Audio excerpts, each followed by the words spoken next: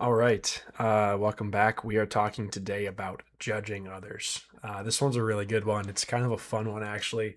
I was talking about this one with my buddies at our Wednesday night Bible study, and it's a good one. You're going to want to hear this.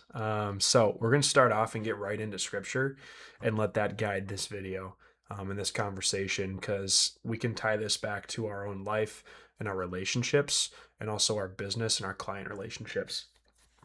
And so we're going to dive into Matthew chapter 7 today, the beginning of chapter 7. It talks about judging others. So we're going to read from verse 1 up until the end of verse 6. And so here, Jesus is actually talking here. And he says, "Do not judge, or you too will be judged.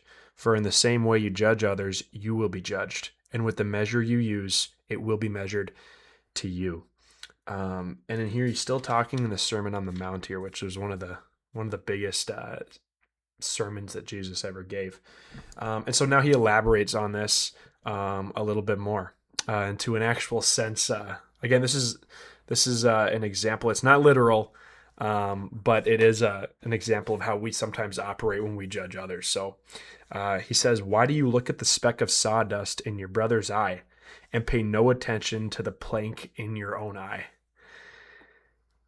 How can you say to your brother, 'Let me take the speck out of your eye,' when all the time there is a plank in your own eye? You hypocrite. First, take the plank out of your own eye, and then you will see clearly to remove the speck from your brother's eye." Man, that one, Jesus is really speaking to us on. He's basically telling me there that I am a hypocrite. We're all hypocrites at some point, because if you've never judged someone, I feel like you're not human. Um, I find myself judging people all the time, whether it's a relationship. Sometimes I even like judge my own wife.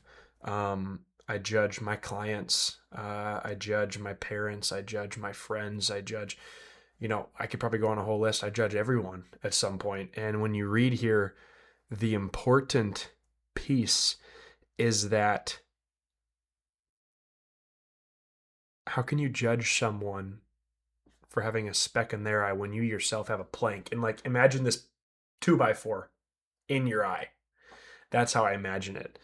And there's no way you can judge someone or give advice to someone if you don't remove that first. Now, I would even take away the judging part because uh, who are we to judge someone when Jesus doesn't judge us for what we've done?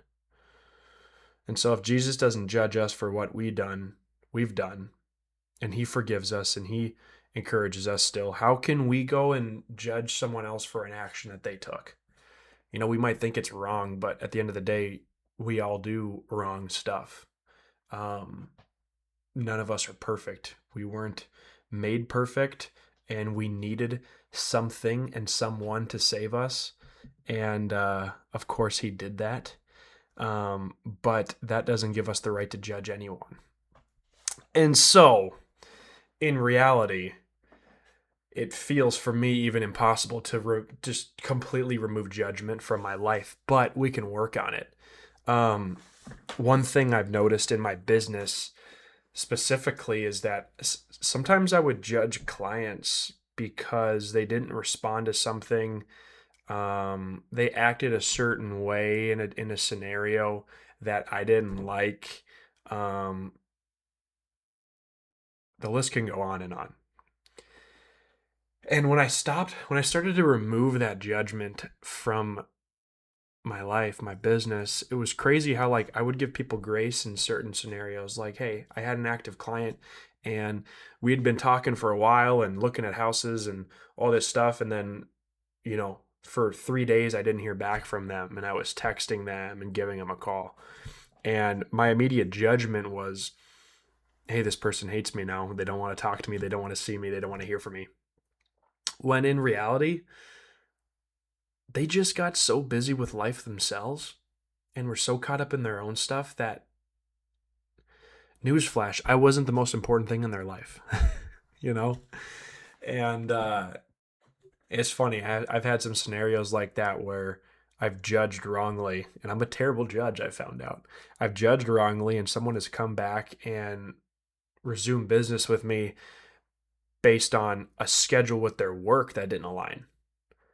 Like they worked nights and weren't available during the day to talk. And what was it? When was I available? During the day. And then it just so happened to line up that, hey, their schedule changed back and now we can talk and now we can go look at houses. Boom, we get you a house, you move in, you know, amazing. So I found myself having a two by four in my own eye when I was judging other people. And that brings me back to the lesson that I'm still learning and have to learn, and we have to learn that before you give anyone advice on something, you have to almost lead first. You have to go first. Like before I can give you advice on something, or what's a better word for judge? Because judge, we're not allowed to judge. Um, but giving you advice on something, I can't do that till I rid myself of it too.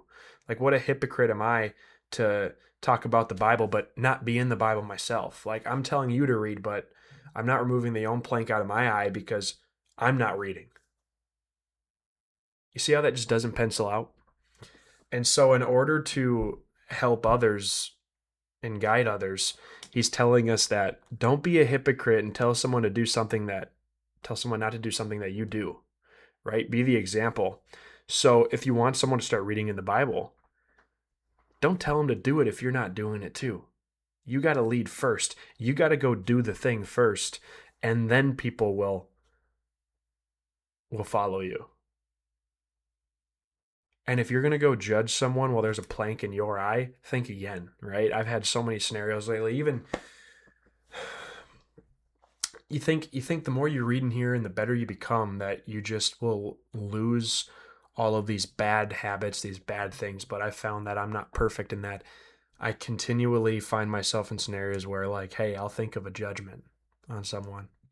And all that does, I've found, is create this like gross feeling in myself. Like when I talk bad about others and I judge someone and I'm gossiping behind their back and telling people these things that they did and that, all that does is build up a gross feeling in me. Like I never feel good after talking bad about someone, and it takes a lot of energy, and my voice gets louder, and I get more frustrated, and it just takes me. It just you can feel that. Like I can feel that right now, just even talking about it. It never leads to me feeling more fulfilled that I got to talk poorly about them and judge them for their mistakes and what they did. All it does is tire me out. And so when I remove that judgment from my head and my brain, and I just choose to speak highly of someone, I choose to maybe turn the conversation a different way when I hear someone else judging someone. It actually makes me feel better, and I feel less tired and frustrated. So it's crazy how Jesus, when he teaches us stuff, it's not to make our lives harder, which following Jesus is hard until it isn't. I don't know how to explain that. That's just a feeling I have. It is hard to follow Jesus until it isn't. I feel like I'm speaking in parables. But this lesson of not judging others, I feel like it's not even a thing to be better to people. It honestly, when you remove the judgment and the gossip and the grossness of your life and putting these ideas in your head about someone that might not even be the full story, the full truth, man. What if they got something going on? When you remove that, it's made my life better. It's made me operate my business with more grace. It's let me give people the benefit of the doubt. I don't have to speak so poorly. I don't have to ruin my day by gossiping over someone, or um it just gives me a sense of peace. Like, oh, you know what? Like my wife didn't do the dishes today. Maybe she had a tough day. That feels a lot better than me going at my wife and saying she didn't do the dishes today. She didn't clean the house. Man, and I was out here doing this. And how could you, I just did this yesterday and it just leads to frustration. The funny thing is my wife could do the same exact thing to me. Probably more than I could do to her, right? But you can just feel that sense of I don't know, that just didn't it didn't even feel good saying that to a camera. And why would I say that even to myself behind closed doors and ruin my own head? So when we're running our businesses and we're running our families and we're running our lives, can we take the word of God and apply it? Can we remove that 2x4 out of our own eye, that plank, before we give insight to someone about the speck in their eye? Can we lead first and be the example? If we want someone to act a certain way, can we remove that type of act from our lives so that maybe they follow that and see how we're living, and then they remove their own speck out of their eye? Um, yeah, Jesus is good. Jesus is the best business leader I know. He's the best leader of people I know, the best leader of families. And he's changing my life through his word. And today, he's helping me remove judgment from my life and my business. And I'm super grateful to be able to share that with you guys. So, with that being said, this ends the video.